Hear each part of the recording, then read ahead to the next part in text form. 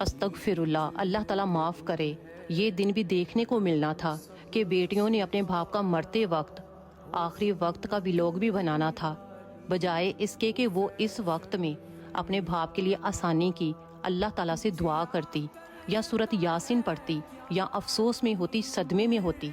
لیکن نہیں، ان بیٹیوں نے آخری وقت بھی اپنے باپ کا آخری سانسوں کا بھی ولاگ بنایا۔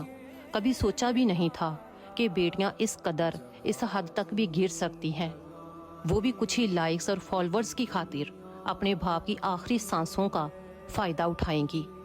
افسوس ہے، میں کہتی ہوں افسوس ہے، ایسی بیٹیوں کو تو ڈوب کے مر جانا چاہیے، شرم آنی چاہیے۔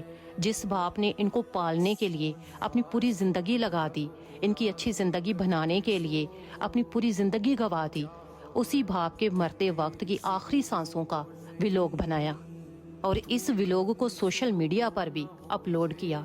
میں کہتی ہوں کہ اس وقت میں انسان کو کچھ سمجھ ہی نہیں آ رہی ہوتی، انسان کا دماغ ہی کام نہیں کرتا۔ وہ گھڑی انسان کے لیے اتنی دردناک ہوتی ہے کہ انسان خود بھی مرنے والا ہوتا ہے، اور پھر ماں باپ جو اللہ تعالیٰ کے بعد ہم سے سب سے زیادہ محبت کرتے ہیں۔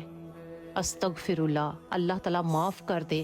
میں کہتی ہوں کہ کوئی بیٹیاں اس قدر کیسے گر سکتی ہیں؟ پہلے تو مجھے یقین نہیں ہو رہا تھا، پھر میں نے جب ان کا اکاؤنٹ اور سرچ کیا تو واقعی میں یہ سچ تھا۔ استغفراللہ، میں کہتی ہوں کہ اللہ تعالیٰ ایسا دن کسی باپ کو نہ دکھائے، اور اللہ تعالیٰ ایسی بیٹیاں کسی کو بھی نہ دے جو رحمت کے بجائے زحمت بن جائیں۔